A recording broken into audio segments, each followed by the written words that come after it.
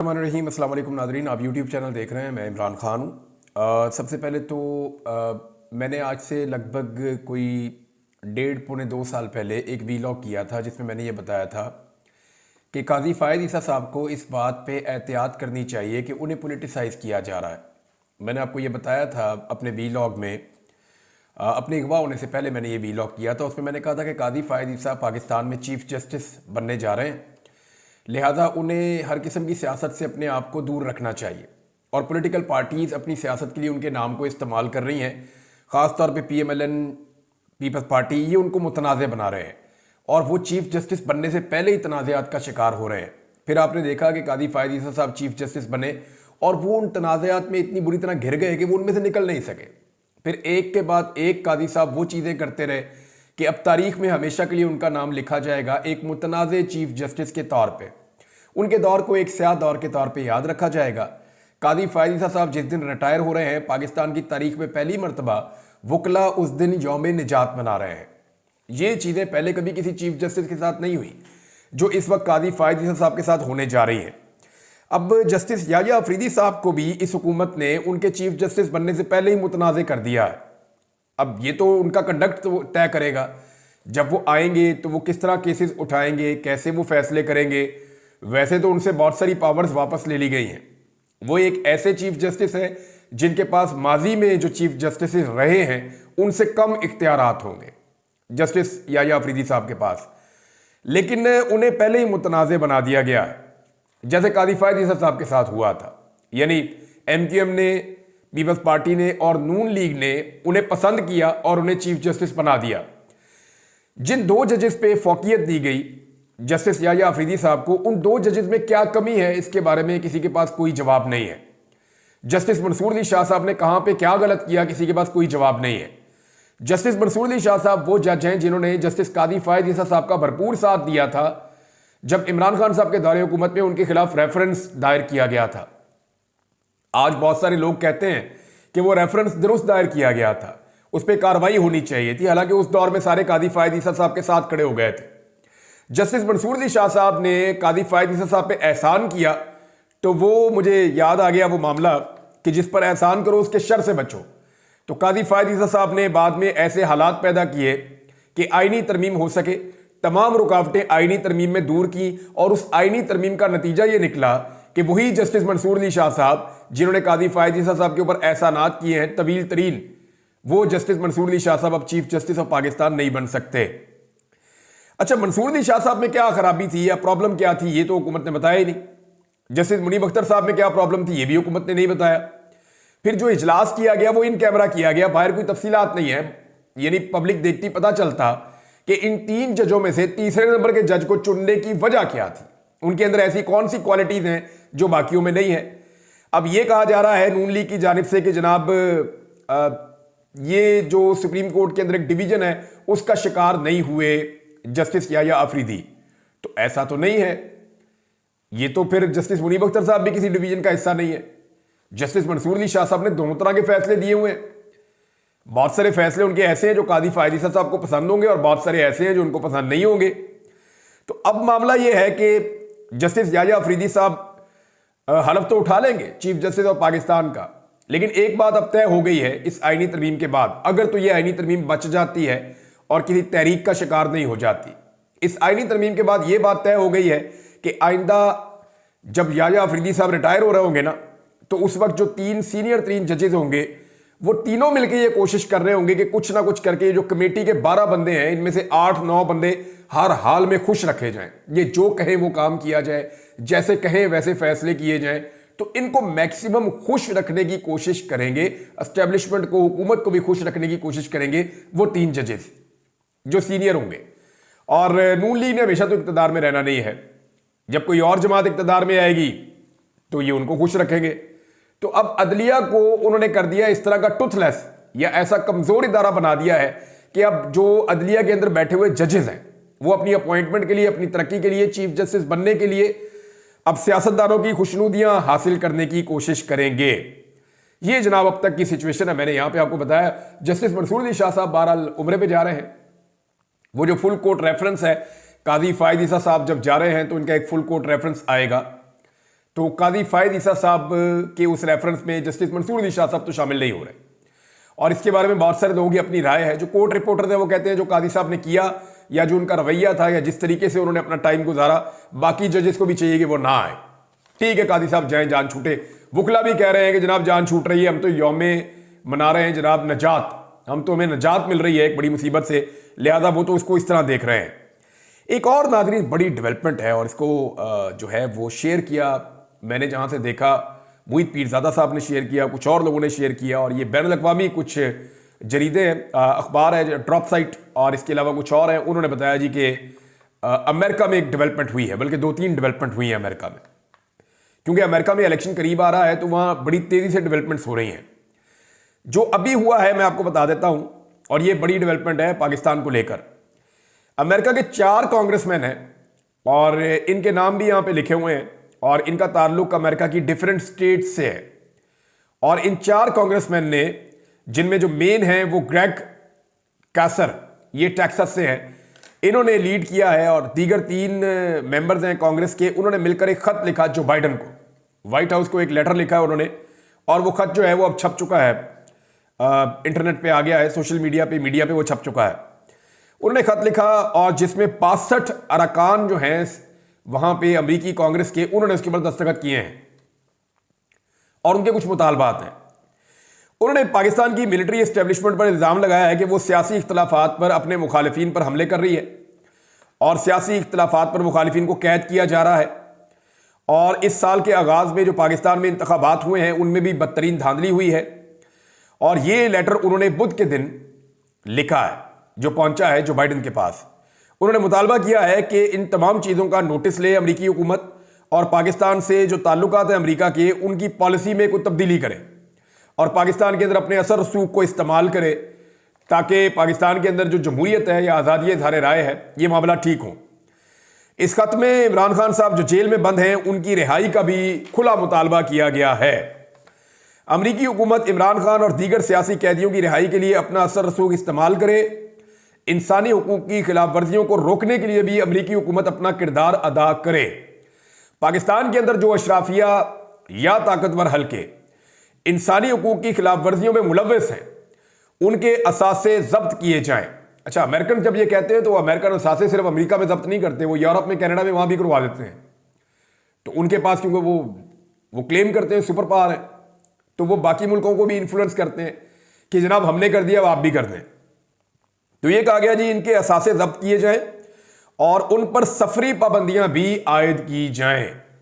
ये जनाब मुतालबे हैं इस लेटर के अंदर। जो 65 अरकान है उन्होंने लिखा है, खासतौर पे इसमें पाकिस्तान के आर्मी चीफ को भी, उनका भी नाम उसके अंदर लिखा गया है। और जरीदे ने लिखा है कि अमरीकी कानून साज तवातर के साथ पाकिस्तानी एस्टेब्लिशमेंट के हवाले से मुतहर्रिक हैं और पाकिस्तान के बारे में अमरीकी पॉलिसी में इस्लाह का काम जो है वो आने वाले दिनों में हो सकता है। इसके अलावा बताया गया कि 4 मजीद अरकान हैं कांग्रेस के, वो भी एक लेटर लिख चुके हैं और वो लेटर तैयार हो चुका है, लीक भी हो गया, पता है सबको उस लेटर में क्या लिखा है, ऐसा ही कंटेंट है उसका भी। और ये लेटर ज़ेरे गर्दिश भी है और इसमें भी अभी तक कांग्रेसमैन के दस्तखत करवाए जा रहे हैं। यानी वहां पे भी काफी सारे कांग्रेसमैन जो है उन्होंने दस्तखत कर दिए हैं, जो रह गए हैं उनके दस्तखत करवाए जा रहे हैं। और ये लेटर भी जल्द व्हाइट हाउस इंतजामिया को भेजा जाएगा। इसके अलावा जी अमेरिका में एक तंजीम है पाकिस्तानियों की, जिसे कहते हैं Pakistan American public affairs committee, यानी उसे कहते हैं पाक PAC, यानी Pakistan American public affairs committee. ये तगड़ा एक पाकिस्तान का ग्रुप है पाकिस्तानियों का, बहुत सारे इसमें प्रोफेशनल्स हैं पाकिस्तान के, और पाकिस्तानियों की कम्युनिटी का एक बड़ा हिस्सा जो है उन्होंने अपने साथ इसको जोड़ा हुआ। और बहुत सारी तंजीमें भी है अमेरिका में, वो बहुत बड़ा मुल्क है, पाकिस्तानी बड़ी तादाद में वहाँ पे रहते हैं, तो पाकिस्तानियों का वोट बैंक भी है अमेरिका में, क्योंकि वो ओवरसीज पाकिस्तानी है, वो वहाँ पे वोट डाल सकते हैं डोनाल्ड ट्रंप को या कमला हैरिस को, दोनों में से किसी एक को वोट डाल सकते हैं। अच्छा, इनकी एक कमेटी है जो पाक PAC की है, उन्होंने मुलाकात की जी डोनाल्ड ट्रंप से और कमला हैरिस से। उन्होंने मुलाकातें की और पाकिस्तान की सूरत हाल से आगाह किया और सवाल जवाब किए कि आपकी पाकिस्तान के बारे में क्या पॉलिसी है, ताकि हम पाकिस्तानियों की सपोर्ट जो है उसका फैसला करेंगे। हमारे ज़रिए से जो पाकिस्तानियों की सपोर्ट आनी है वो किसको आनी चाहिए। अब इसमें जो है उन्होंने जो बताया वो ये है कि कमला के पास उनके सवालात के जवाब उस तरह से नहीं थे, बल्कि जब उन्होंने कहा कि आप पाकिस्तान में जो एस्टेब्लिशमेंट जुल्म कर रही है, उस हवाले से जब सवालात पूछे गए तो वो डिफेंसिव थी और वो उसके ऊपर ठीक जवाबात नहीं दे सकी। तो उसके बाद ये जो कमेटी है, Pakistan American public affairs committee, इसने ट्रंप की ओपन हमायत का ऐलान कर दिया और उन्होंने कहा जी हम ट्रंप की हमायत करेंगे, क्योंकि उनके बकौल उन्हें इस बात का अंदाजा हो गया है कि डेमोक्रेट्स आते हैं तो पॉलिसी नहीं बदलेगी और वो पाकिस्तान में फस्तायत पर इसी तरह रहेंगे जैसे इस वक्त अमेरिकन हैं, यानी इमरान खान जेल में रहेंगे, पाकिस्तान में मार्शल लॉ जैसी सूरत हाल रहेगी और एक मैंडेट के बगैर जो हुकूमत है वो पाकिस्तान में चलती रहेगी। यानी ये चीज़ें जो हैं ये वहाँ पे तय हो गई।